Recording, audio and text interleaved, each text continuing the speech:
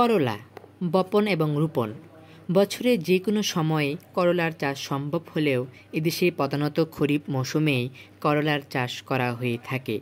ফেব্রুয়ারি থেকে মে মাসের মধ্যে যে কোনো সময় করলার বীজ বোনা যেতে পারে। কেউ কেউ জানুয়ারি মাসেও বীজ বুনে থাকে, কিন্তু এ সময় তাপমাত্রা কম থাকায় গাছ দ্রুত বাড়তে পারে না, ফলে আগাম ফসল উৎপাদনে তেমন সুবিধা হয় না। লাল শাক। লাল শাক সবার কাছেই প্রিয় একটি পুষ্টিকর শাক। এটা দেখতে যেমন সুন্দর, তেমন খেতেও সুস্বাদু। সারা বছরই এই শাক পাওয়া যায়। মাটি। বেলে দোআঁশ থেকে এঁটেল দোআঁশ মাটি এবং যেখানে পানি জমে না এমন জমি চাষের জন্য সবচেয়ে উপযোগী।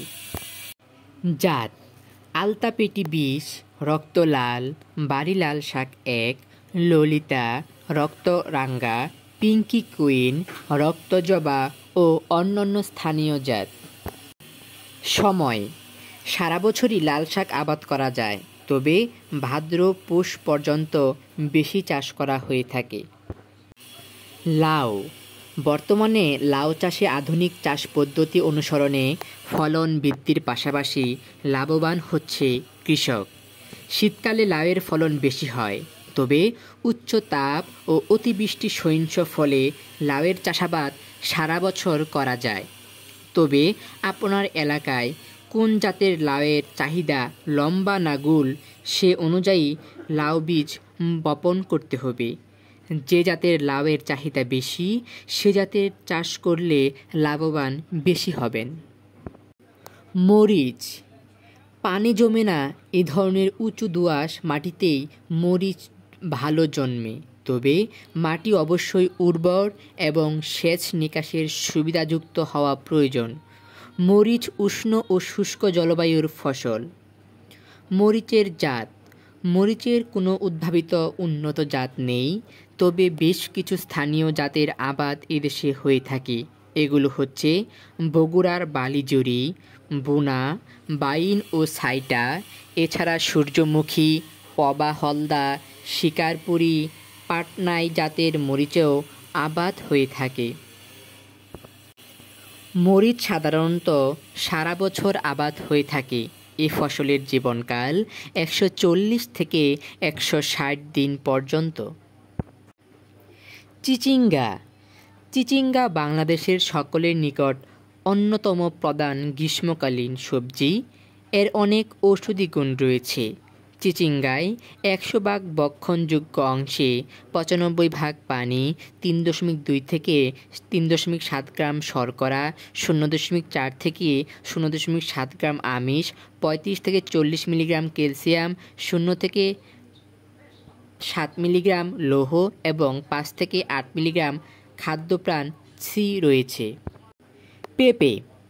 পাকা পেঁপে ভিটামিন এ সমৃদ্ধ একটি ফল। কাঁচা পেঁপেতে প্রচুর পরিমাণে পেপেইন নামক হজমকারী দ্রব্য থাকে। উপযুক্ত জমি ও মাটি। উঁচু ও মাঝারি উঁচু জমি ভালো। ঝিঙ্গা চাষ। চাষ পদ্ধতি: ঝিঙ্গা চাষে সেচ ও নিকাশের উত্তম সুবিধাযুক্ত এবং পর্যাপ্ত সূর্যালোক প্রায় এমন জমি নির্বাচন করতে হবে। একই গাছের শিকড় বৃদ্ধির জন্য জমি এবং গর্ত উত্তমরূপে তৈরি করতে হয়। এজন্য জমিকে প্রথমে ভালোভাবে চাষ ও মই দিয়ে এমনভাবে তৈরি করতে হবে যেন জমিতে কোনো বড় ঢিলা এবং আগাছা না থাকে। বেডের উচ্চতা হবে 15 থেকে 20 সেমি। পুঁই শাক। পুঁই শাক চারা রোপণের জন্য সারি থেকে সারি 1 মিটার এবং প্রতি সারিতে 50 সেন্টিমিটার দূরে দূরে চারা রোপণ করতে হয়। ইউরিয়া ছাড়া সব সারি জমি তৈরির সময় প্রয়োগ করতে হবে। চারার বয়স 10 থেকে 12 দিন হলে ইউরিয়া সার প্রথম কিস্তি 30 থেকে 40 দিন পর এবং প্রথমবার ফলন তোলার পর বাকি 2 কিস্তি, এই মোট 3 কিস্তিতে উপরই প্রয়োগ করতে হয়। গিমা কুমলি। জমি চাষের পর 1 মিটার করে চওড়া বেড তৈরি করে বেডের পাশে বা 2 বেডের মাঝখান দিয়ে 20 থেকে 25 সেমি চওড়া করে নালা তৈরি করতে হয়। এক ধরনের কমলি শাক পানিতে জন্মে থাকলেও গিমা কমলিতে পানি নিকাশের সম্বন্ধ রাখতে হয়। সার প্রয়োগ: গিমা কমলি চাষের জন্য কম উর্বর জমি হলে জৈব সার বেশি পরিমাণে প্রয়োগ করতে হয়। ডাঁটা শাক: একটি কাঠি নিয়ে বেডে 10 থেকে 12 ইঞ্চি পরপর 1 থেকে 1.5 সেন্টিমিটার গভীর করে লাইন বা দাগ টেনে তার মধ্যে ডাঁটার বীজ বুনতে হবে। লাইনে এমনভাবে বীজ বোনার পর হাত দিয়ে দাগের দুই পাশে মাটি টেনে বীজ ঢেকে দিতে হবে। জমি শুকানো বা মাটিতে রস কম থাকলে বীজ বোনার পর ঝাঁঝরি দিয়ে সারি বরাবর হালকা সেচ বা পানি ছিটিয়ে দিতে হবে। চাল কুমড়া: বপনের সময় ফেব্রুয়ারি থেকে ফাল্গুন উপযুক্ত সময়। চাষ পদ্ধতি: চারাগুলো রোপণের আগের দিন বিকালে পানি দিয়ে মাটি ভালোভাবে ভিজিয়ে নিতে হবে। পরের দিন বিকালে চারা রোপণ করতে হবে। মাদাগুলোর মাটি ভালোভাবে উলট পালট করে এক কূপ দিয়ে চারা লাগানোর জন্য জায়গা করে নিতে হবে।